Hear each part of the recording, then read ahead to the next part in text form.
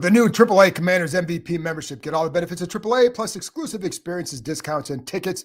Already a AAA member, upgrade for free or join today at AAA.com/commanders.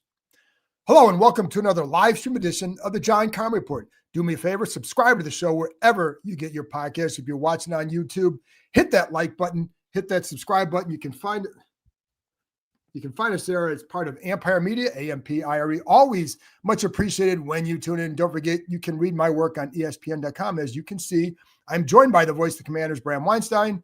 Hello, Bram. Have you recovered yet?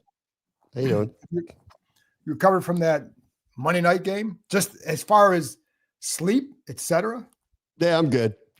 I actually flew back Tuesday, slept in a little bit. I was all right. I completely forgot all of my recording equipment. So I had to do my radio show through my phone, which I haven't done in a long time, and didn't have a podcast. So I totally blanked. And so I got to sleep in. So I'm feeling all right.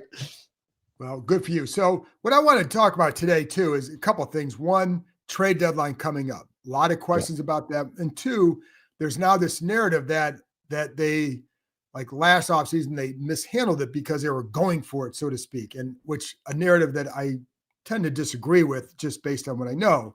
But let's start with the trade deadline.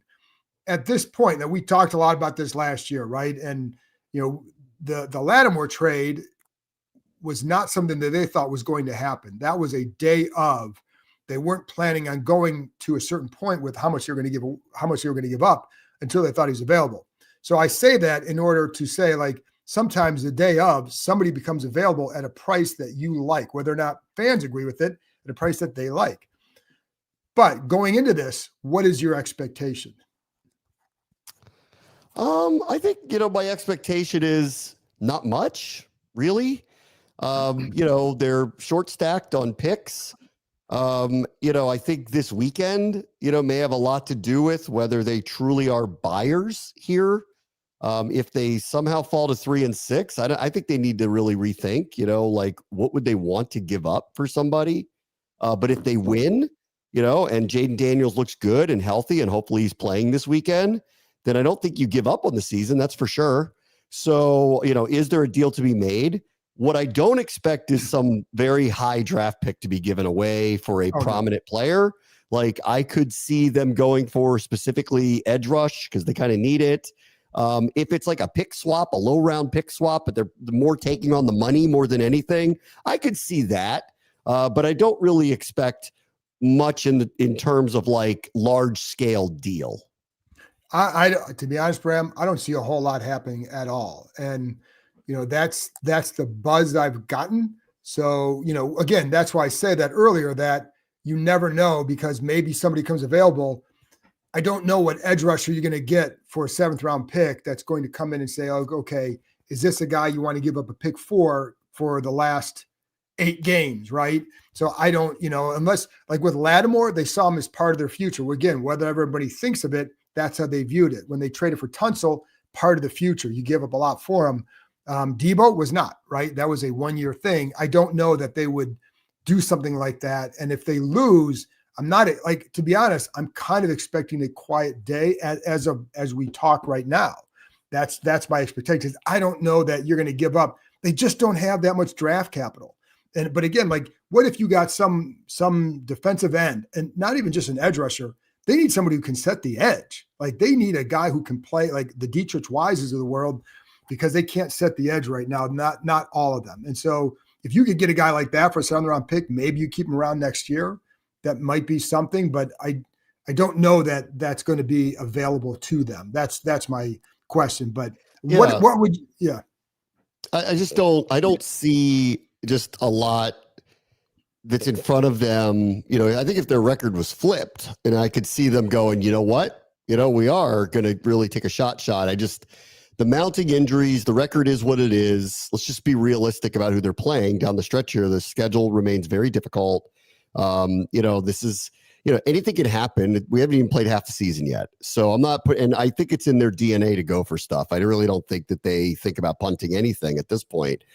That said, I just can't see them giving up a lot of larger assets. So it would have to be something that makes a lot of sense that would be pick swaps. That's all I can really see them doing.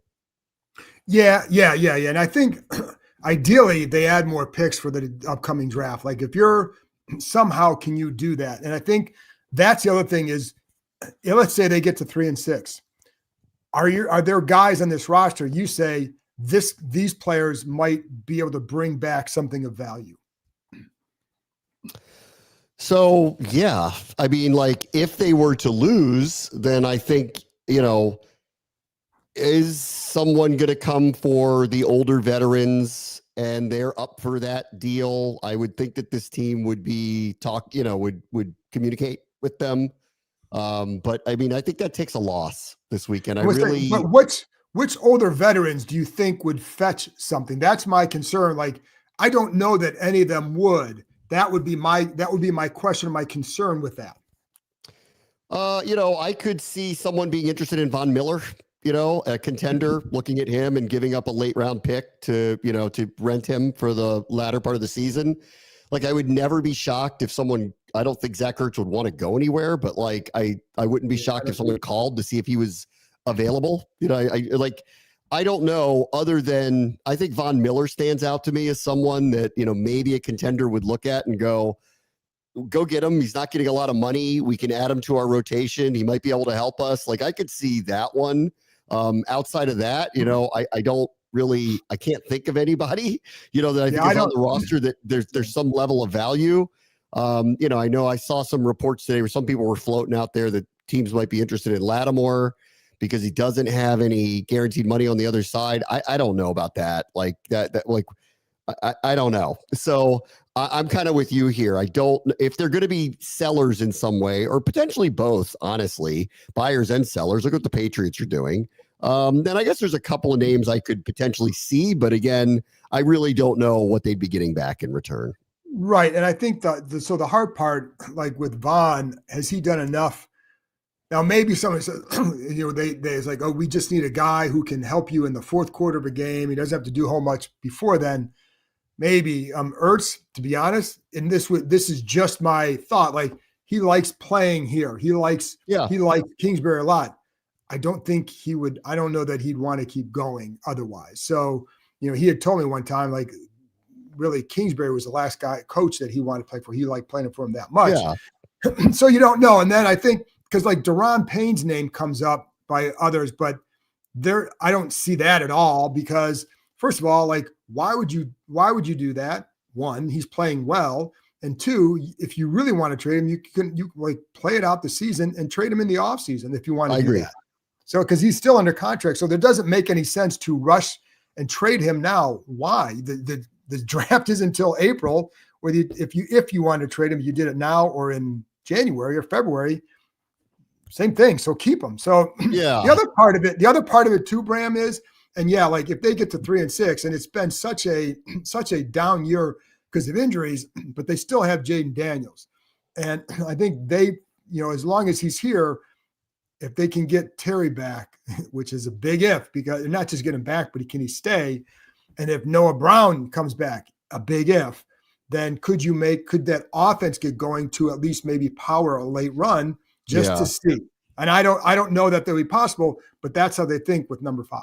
Yeah, it's not in their DNA to punt on things. Like, so I don't, but if they lose this weekend, will they think about it with the deadline popping up? I don't know. It's a possibility. But if they win, I really think that they're going to either be a buyer or just kind of stand firm. Or if they move somebody, like Ellison said, what about Noah Igbenogany? That stood out to me too, that he was inactive the other day. Like, if there's a late round pick for him, he's also another player who's a veteran who's on a 1-year deal. He clearly hasn't emerged above any of the players above him. Like, I could see something like that. Like, I could see something like that. But I'm with you here. Like, I really think that they're thinking, and their mindset is, we're going to get it together and we're going to start winning because of number 5. And it's hard. Like, I just don't think that it's in them to punt. But like, I think this is how I feel about it. Like, the whole time I've just been wait till they get healthy. They'll start getting going. And what's going on just feels overwhelming. Like, is Laramie Tunsil going to play this week? I don't know. When's Noah Brown actually coming back? I don't know. Terry McLaurin's not playing this week again. Right. How long is he going to be out for? I don't know. Is Jaden playing? I'm not sure. Like, they haven't even said he's playing this weekend. They just said he's going to practice all week. We're presuming he's going to play. I don't know if he's going to play. Like, I don't know. And then defensively, like, they really, the injuries at defensive end are just so vast that they don't even have an answer for that. And we can kind of talk through some of it. The whole thing just feels overwhelming with the amount of things that have happened here. So I want to be optimistic, and I think that's who they are, is to be optimistic. But, I'm concerned that the hole is deep and they don't have the right guys to dig out of it. It's just, right. I keep waiting for that part of this to turn where they get healthy again. And it doesn't feel like it's going to happen anytime soon. No. And it's funny when they had that rash of injuries in the Packers game, my first thought was like, it's a bad sign for the season, but mainly because you get that many early, you're going to have more later, because you always do. And you get that many early, it's just, you have a feeling it's going to be a rough year. But the other thing, you brought up Igbenogany, and it's funny because for ESPN, we had to do like, who would be one veteran that, that you could possibly see his name being mentioned. And he would be one, because he played like 700 some snaps last year. That's a lot of snaps. He's played about 40 some this year. So he's depth here. Maybe somewhere else you can go and play a little bit more and maybe do a little bit more, because with Samerstill, Jonathan Jones, Amos, and Lattimore, they have 4 corners there. And so I think that's one. Could you see that? Maybe if somebody calls, would someone give you a 7th? Maybe. But like I said, I don't, as we sit here now, I'm not sure they'll do anything. But again, yeah. If somebody calls and said, like, hey, we'll take Noah, we'll take this guy. I know in the comments, somebody brought up like Preston Smith and how he hasn't, they call him a waste of roster spot. Well, I don't think he's helped them. And he's signed here to be deep insurance, not a guy who should be playing high minutes. That's just not where he's at in his career, but that's the situation they're in. So if they could add somebody there that helps them, that would be good. But I don't think they're going to do anything just to do something and think that, oh, this could be the guy that turns around. So they're not giving up a lot. I don't think they, like I said, as we sit here, I'm not anticipating it, but you never know. No, I also, like, let's just be serious here for a second. Like, they already are short stacked a little bit on the picks. Are you really going to double down on what's going on here right now? No. Like, I just think like everybody, I think like the scenario is just painted where, like, unless it's like Lattimore again, where you're like, listen, we're doing this now because we need this position, and this is really for beyond this year, and not painted as like a let's go for it situation. I don't see any way that the room could sit there in consensus and think that that's the way to go. But, listen, again, with number 5, hopefully healthy, and with an offensive line that I hope is going to be intact, like, I don't know now. Laramie Tunsil might be out. I don't know. I'll, believe it when, I'll see it to believe it when they're out of it. And I hope that that's how they're kind of still thinking about this right now. It's not over yet. The season isn't over. If they were to go win this weekend and win in Miami, or win the Miami game in Spain, they'd be 5-6 at their bye with a lot of division games ahead of them. Right. So nothing's over if they can figure out a way to get through this. But then on the other side of that, I have to believe that they're going to get healthy, and that may not happen. Like, I keep thinking like, oh, they're going to get healthy, but I don't know. Like, how much longer is Terry out again? I don't know. It's just not going their way at all. And not only is he out, but when he comes back, and like Dan Quinn said, well, it's not long-term. Well, we, didn't think it was the first time, but when he comes back, what does it look like? How long is he in? Because now you can't trust it, because is it just one of those kind of years, and it's shaping up to be that way? And I want to get into some of the roster building from last year, because of some narratives out there. First, I got to read this. So, Commanders fans, this is for you. Level up with the brand new AAA Commanders MVP membership. You'll receive all the benefits of AAA, such as 24/7 roadside assistance, plus chances to win game tickets, access to exclusive team events and experiences, along with 15% off Commanders gear at the online pro shop. Already a AAA member, have the Commanders MVP membership for free. Head to AAA.com/Commanders to upgrade or join the squad and put your fandom in drive. So one more, folks. And Bram, you know this, like, and I don't have anything with me. I'm looking around. My Huel is in the bag, but I don't like eating out a lot on the road, especially for breakfast. That's why I bring my Huel Black Edition with me on the road. Fills me up. I'm ready to go. I've cut down on what I eat in the morning.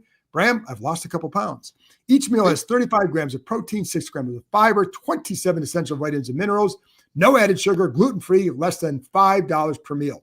And now Huel just dropped a first of its kind super greens drink in a can called the Huel Daily Greens Ready to Drink.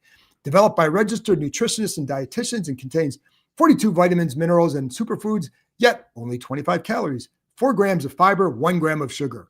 You're busy, focused on fitness, Huel can be a big help. Huel makes healthy eating simple.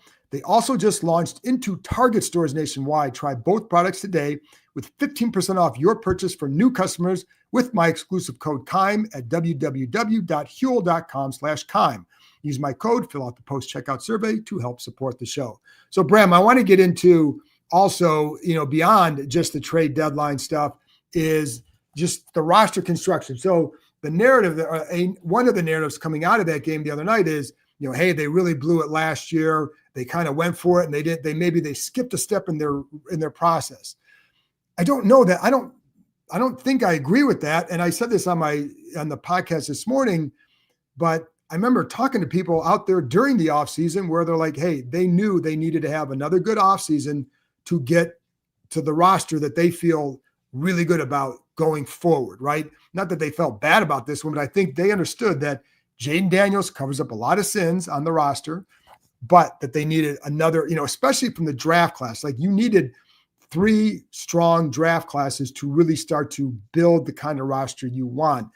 Did you feel like they skipped a step and they somehow thought they were way more than what they were? No, I mean, they were 12-5 in the NFC Championship game. So, and Jaden Daniels had the greatest rookie season I've ever seen a quarterback ever have. And so they're trying to thread the needle now suddenly, which was, okay, we have him on a rookie contract. Let's go try to win while rebuilding the roster at the same time. And I don't blame them for that. Right. I don't know why. I mean, there's no reason to go back and go, well, that's the wrong thing to do. The reality is, well, Tunsil got hurt the other day with a hamstring injury, but he's actually been very, very good. Yes. And so they got a Pro Bowl left tackle that they're probably going to extend. So that's for the now and into the future. This had a trickle-down effect on the line. I want to see what this line looks like when it's finally set and healthy. Cosme probably needs a lot more time to look more like the guy that we're accustomed to seeing, and hopefully he'll get there, and it's probably going to be next year when he's a year removed from the ACL injury, probably, right? Hopefully Josh Connerly, a year later is going to look different. He won't be a rookie any longer. It'll start to kind of mature and materialize. So their offensive line looks to me to be something that's going to be in good shape moving forward. We can question the Debo deal if you want to. I don't think they gave up too much for him, and he's on a 1-year contract. So, we got a half a year to go to figure out, is he worth bringing back? At what price point would that be if they were? I don't know. I'm not totally sure, but I didn't have an issue with them going to get him, paying him what they're paying him with the cap room they had, with nothing guaranteed beyond this season, and the pick that they gave up. I don't have an issue with any of that. So my long answer to that is, I don't really have a lot of looking back and going, that they made a bunch of mistakes. I don't really see that. I think off of what happened last year, they decided to try to improve their roster now to try to win. And I really don't have a hard time. I have a hard time buying that was a mistake, considering what did happen a year ago. Right. Right. And I do think, and you said this, thread the needle. I think that's the best way to put it, because you're trying to add youth, but you can't sit there and just say, we're just going to add draft picks. We're going to get 10 draft picks every year. And just they all age together. Well, what happens is Jaden Daniels gets to the 4th year. Now you got to pay everybody at the same time. And did you let go of some of those years? But you also do, and I think brought it up a lot, and this is not to, you can't just always blame previous regime, because that happens a lot, but you can't overlook the fact that the draft picks from the previous 4 years did not pay off at all. And so I think you lost talent there. So how do you replace that? Well, you can't just get 20 some draft picks in 2 years and think that's going to be. The other problem is they had 5 picks in rounds 2 and 3 last year, and not enough of them are helping in ways that you hope they would in year 2. like they're playing, but you're not getting enough contributions from them. So that's another part of the issue. That's not skipping a step. That's just not getting, so somebody says Connolly's not getting better. Like, it says will not get better. I actually want to address it. That's why I put it up. 20 years old. What do you mean? Yeah, and also Sam Cosme started at a right tackle and became a Pro Bowl right guard. Okay, and it took a couple of years for that to happen. I remember Andrew Thomas, his rookie year with the Giants was awful. I mean, like awful. He's unfortunately had a lot of injuries the last couple of years, but he morphed into exactly what they thought he was going to be and became a premium left tackle for them. This guy is extremely athletic. He is young. There are aspects of his game that do need to improve, but don't count him out yet. Like as a prospect, I love him. I think it's going to take some time with him. And someone else asked, would you extend Chris Paul? Yeah. I would. That is one that I think he's materialized into a very good starter for them. He's always had the play strength. He's become more versatile. They can pull with him now. That was not something they could do in the past. So my short answer to that one is yes, assuming that the price is right for him. Yes. Well, the other thing I think that factors in that too is first of all, how do you see Brandon Coleman going forward? Because one thing I've talked about, and he talked about that, is missing that month in camp and how much that set him back with his transition to guard. So if you give him a full off season and get a healthy camp, would you then, if you felt like that was going to be the case, would you want to then pay Chris Paul? I don't know that he's going to get this huge deal. Correct. Would you want to pay him? Because I think what you do want is quality depth. Bring him back, let him go compete, and if nothing else, you have better depth. I'm all for the depth. So yes, I would do it too. And Coleman's got 2 years left on his rookie contract. Right. He's a third round pick. Like there's no rush to do anything with him. And if he competes and beats somebody out next year, great. He beats somebody out next year. So as far as Connolly goes, I mean, the kid was 20 when they drafted him. Like, he's not a finished product. Where he gets to, I don't know, but to think he's not going to improve is kind of silly. And I think one thing that, he's very athletic, but I talked about this on my Second Thoughts podcast this morning. When I go back and rewatch the game, and I checked out every play he had, and there were some rough ones. There were some very good ones in the run game too. So you've got to look at the entire picture. He's got to get better in pass protection, more consistent in pass protection for sure. But what I'm going to say is that 2 things that need to improve: play strength, technique. And one thing when Trent Williams was here and to watch him, and early on, Trent was such an athletic marvel that he could overcome issues because of that. Connolly's a very good athlete, but he's not overcoming a lot because of that. Like, not as much as like a guy like Trent could. And when Trent became a Pro Bowler is when he started to match that athleticism with the technique and the improvement. So give him a chance to see, give him an offseason, see where he gets to, and then we'll see. But I don't think that's going. I'm far from feeling he's not going to get better. Listen, last year we had a rookie quarterback that was way ahead of the curve. Okay. Yeah. And guess what? Some guys are rookies. That happens. It happens. Right. And, not everybody need to have some patience here. Look at the Cosme one is, I think, a really good app thing. Not that I think Connolly's going to end up being a guard. I think he's going to be a tackle for this team. Right. And Cosme ended up becoming a guard, but they could have turned the page on him after a year or two and when he can't play. And that's not what happened. And they stuck with him, and he's turned out to be a Pro Bowl player. Like, I think everybody should just slow down, especially on rookies. Like, just slow down a little bit. Like, Amos is ahead of the curve. He looks great. He's their best corner this year. He's looked great. That's terrific. That's happened. Everybody in the summer wanted to throw Luke McCaffrey in the trash. And look what's happening with him. Like, I'm not pretending he's going to become their number 1 receiver or anything like that, but he's become a massive contributor for them in many different ways. So, like, you got to give guys a chance. And honestly, and I'm not just saying this because I'm around them and want to be part of all this, but I think you got to give people an opportunity here and not turn your back on them so fast, especially when they're rookies. I don't think it does any good to not be supportive of it. And I do think that he's going to become a good player. If we're 3-4 years in and he's just not getting better and it's not happening, well, then you have to make a decision about it. But 8 games into the guy's career, give me a break. And we see him in practice every day. he has got a skill set that is outrageous, and if they can tap into it and he learns the NFL game, I'm pretty convinced he's going to end up being a very good player for this team, but you got to be patient with him a little bit. Right. And that's where it goes back to the Tunsil in last offseason, because if Connolly pays off, you've got your starting line for the next couple of years. And when's the last time you could say that about a group like not only together this year, but next year and probably the year after as well.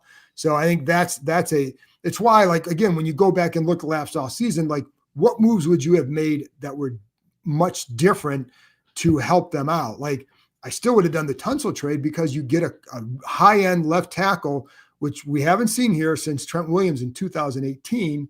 And so, like, and there's a great deal of value in that. Now, it would have been ideal could they gotten one in free agency. The guys that they would have looked at were signed before free agency hit. So you made this move. And then you had, like I said, Debo. I'd still take him because he's been their best receiver and a guy that can help. So anyways, Trey Amos, very good pick. Connolly, wait and see. Got to develop, got to get better, but wait and see. And, Jalen Lane, like, I'd like to see, I think he's got to improve his hands. And I don't know, like, but I like him as a punt returner, but that's something that he's got to get better at. On the kickoff was a killer. I mean, that was an absolute killer. And he unfortunately he could have made up for it if he made a catch on the same drive, and he didn't. Correct. It was right. It wouldn't have been an easy one, but he needed to make it. And so, listen, again, he's a rookie too. You got to give him some time, give him a chance, give him some time.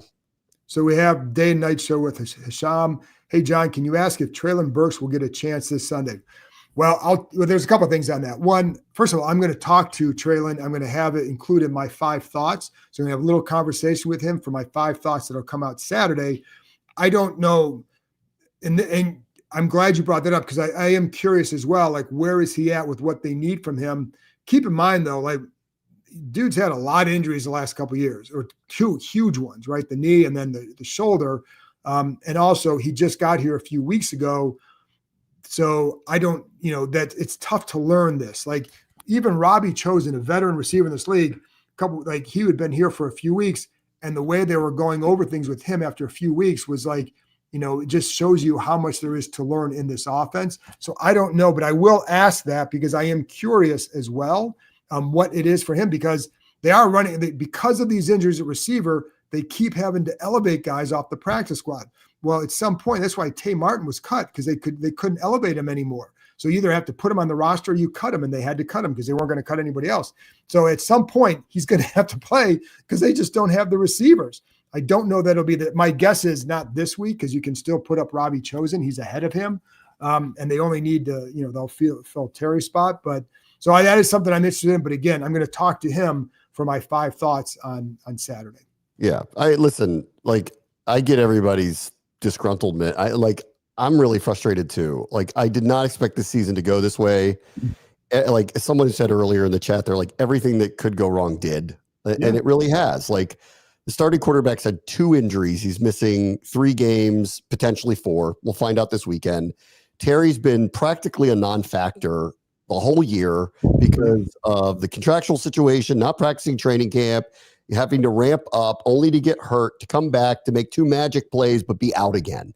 Noah Brown has not been able to get back on the field.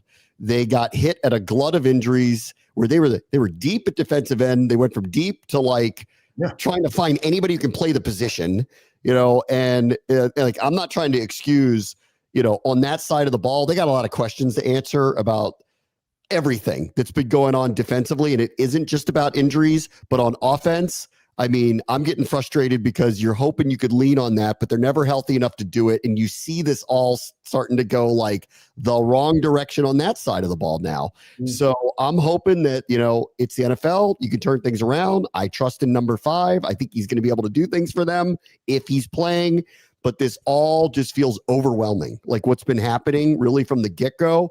And so it's frustrating for me too, to talk about it and to live in it, because I just didn't expect things to go this way. But you know what? Sometimes teams have everything go wrong on them and have to play an extraordinarily tough schedule, and it's all hit at the same time on them. It's just like last year, there's a perfect storm of things that happened that went right. It's the opposite this year. And as somebody else pointed out too, with Burks, it's also like the Drake Jackson signing. Get guys in here who may have value for you down the road. So they're not signed to long-term deals, but if you get them in here, get them in your program, like them, you can sign them to futures contracts or something like that, and then see what happens next year. So as much as people are curious about them now, I really think both those signings were as designed as much get them here, see what they can offer perhaps down the road for sure. So that is that's one thing to think to keep in mind with both those. And I do have one more thing to read for everybody, so please bear with me. Commanders fans, this is for you. Level up with the brand new AAA Commanders MVP membership. You'll receive all the benefits of AAA, such as 24/7 roadside assistance, plus chances to win game tickets, access to exclusive team events and experiences, along with 15% off Commanders gear at the online pro shop. Already a AAA member, add the Commanders MVP membership for free. Head to AAA.com/Commanders to upgrade or join the squad and put your fandom in drive. So, but yeah, Bram, I just think like unfortunately, it's become one of those years, and it's for all the draftniks out there. And this is the other funny part too, because I've had people say like, it would have been better if they didn't go as far as they did. The hell it wouldn't have. Like, I can't, honestly, it's hard for me to, I understand like, okay, you would add the 18th, 19th pick in the draft. What are we sitting here talking about the same thing now? The same things we are. So you last year was an unbelievable memory for everybody. Treasure that. And I would still say, Bram, every year with this group, I'm going to say the same thing. I don't know year to year what it's going to look like, but over time, it's going to look really good for this franchise because I still think they have the right people in all those key spots, especially the quarterback. So, I think like that's something to always keep in mind in these situations. But it is, listen, I can feel the frustration from everybody. I know, I'm a fan of teams. I know what that's like. And you get PO'd, and in the moment you get more PO'd, and then you step away and you realize big picture, all these injuries, all this and all that. But then in the moment, it's like, it's still aggravating as hell because you want better. You hoped, like, you guys have been waiting for so long for a consistent winner, and and it's not there at this time, but we'll see. Like Jaden, I do think Jaden plays Sunday. He's clearly trending in the right direction. But will that be enough? I don't know, Bram. Yeah, I know it's just frustrating. It is. I feel it too. I'm really frustrated by the whole thing too. I just didn't expect this to go this way. But, listen, like they had a lot of, I don't know if luck's the right word with injuries a year ago. They had a very different schedule. They got off to a way better start. And, they've just played 4 or 5 on the road right now. At least 2 of those teams would be in the playoffs. Like 3 or 4 of them have top 10 offenses. Like, they've hit a rough spot here. And now they're playing a game this weekend at the beginning of the year that I wouldn't have expected the Seahawks to have the record they had, to have the number 1 receiver in the NFL. Yeah, Darnold killing it again. Best rush defense in the league. Like I didn't see a lot of these things coming either. And then Detroit's following it. I mean, we knew this was a nightmare schedule this year when it came out. Just the competition, let alone the standalone games and all the night games and all the quick turnarounds and all that stuff. Add in the mix of the offense literally never practiced with one another from day one of camp on, and a defense that, it's getting some injuries and just frankly has not performed as well as it needs to. Blame who you want on that. I think it's a collective issue, and you have a recipe and a concoction for what we have right now, which is an extremely frustrating season. And I posted one of the comments, and I agree. When these things happen, you start pointing the fingers all over the place. And, I think there's a lot of places to point it to, and they probably all have some level of merit to it. When you win big, it's everybody took part in it. And when a season goes like this, there's a lot of reasons for it. Right. Hey, Bram, can you do me a favor? Because I can't put this up there, but JJ had a question up there earlier, and he thinks we're not answering because he's naming names. This isn't some inquisition. This is not a hard question to answer. So, but if you can put it up there so we can get back to that. But I also wanted to go, I think it was at 7:55, but Suzanne also had a good point that when you're building a team, what do you want to look for? Quarterback, O-line, D-line, build those trenches, and not that one, go to his first one, but go, you build in the trenches. And she's right. Like they have the quarterback, and I do feel pretty good about that O-line this year still and moving forward. D line, you're going to have to still get some more youth on there. Like that's an area where I still think you need some more building because I think Keim will be here for a couple of years, see what happens with Payne in the offseason. But you still need to get some more youth, I think, on the edges for sure. So JJ, this is not a tough question, sir. In retrospect, letting Chin go and keeping Wags and Luvu seems like a clear mistake. Chin is 27, need to be building youth, baffled by that move. So a couple of things. One, Luvu signed a 3-year deal, so he was going to be here. So that's the first thing. With Wagner, Chin and Wagner don't play the same position. Right, exactly. I don't know. They're not related. Those moves are not related. So, but with Wagner, the one thing, and if you're talking about getting young guys versus older guys, the hard part with Wagner was that I don't think they didn't see enough of Jordan McGee. McGee had a few injuries last year. I think if they had a better sense of where Jordan McGee was, perhaps that would have gone differently. Perhaps they would have just rolled with Jordan because they like him. And I think I could see that being the case next year. With Chin, there's two things with him. Like, he was good in the box. He was not great in coverage. He's a physical player. I think where his absence stands out is because Will Harris got hurt. So that becomes a bigger deal. But I would agree that he was good in the box, but in coverage, very so-so. And that's where Harris is stronger. So I don't know that, like, that's not necessarily the move I would point to as like going with youth and all that. I'll say this too, JJ, I thought they were going to keep him. I think that would have been a good move to keep him, been fine. And I think, some areas, again, he's better than Harris in the box, but Harris was better in coverage. So it's kind of like, which way do you want to go? But with Luvu was really good last year. Like, what were you going to do? You're not going to, and he's still like, he's not getting the sacks. He's been really effective, very effective against the run. It's just that they're a very, to me, undisciplined defense against the run and filling their gaps, but he's been good in that area. So I hope that, one thing to say about Chin. I don't like they let him go. He was a free agent, right? And I don't know what happened. Do you? He got a better deal with the Raiders. Yeah. Okay. I don't know what happened there. So I'm just going to leave it at that. I don't know what happened there. And you know what? Sometimes, decisions are taken out of your hands by a player or their agent. So I don't know what happened there. That's all I'll say about it. His agent is the same one that Terry has. I think, I don't know if it was a situation they were wondering if they were going to be able to match it or not. But again, like, I would say this, hasn't turned the Raiders defense around. I think he would have helped knowing Harris wouldn't be healthy. Yes, Jeremy Chin would have helped, but that's the one where you don't know. Again, I always go back to Zacchaeus. That's a guy that I think I would have liked to have seen back, but he got, in his mind, he wasn't going to get the same opportunities here that he got in Chicago. It turns out he would have gotten him here because of all the injuries, but you don't know that. So, but I don't like, I think there's some moves you can look to. I think the Wagner one is a fair question, right? Because of the age and because, like, shoot, even in Seattle, the last year he was there, what you would hear from when you talk to people there, you talk to others, like, they didn't view him as a 3-down back anymore. And that's how he is here. So, you could they have done, but again, I think the Jordan McGee situation prompted them to want to bring Bobby back. And listen, it worked well with him last year. So I don't know. I hope that helps. But anyway, I don't know. But anyway, listen, I don't mind. Like, after with the year they're having, there are a lot of questions to be asked. And why are they in this spot? And I know, like, nobody wants to just hear injuries. So there are other reasons for it, because you can still play better than what they have. But man, like, that passing game, Jaden Daniels and his top 3 receivers have not been together since week 2. And they've had like 5 games where 2 of the top 3 receivers have been out. Like, it's just really hard to play and sustain anything that way. That's just, it's not next man. It's next man up if it's 1 or 2 injuries.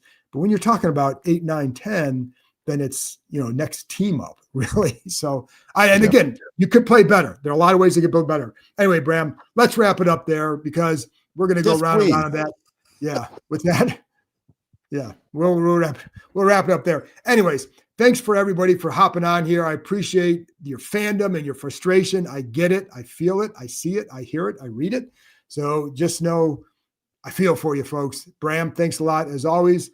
Appreciate everybody. I'll be come back on Friday night, Saturday morning with 5 thoughts. Get you ready for the Seahawks game. And like I said, a little interview with Treylon Burks. And I'm hoping to start a new little feature on there, which is like talking to some players about their journeys in the NFL. A few minutes with each guys about their journey. So anyway, join me for that. I'll talk to you next time. Thank you.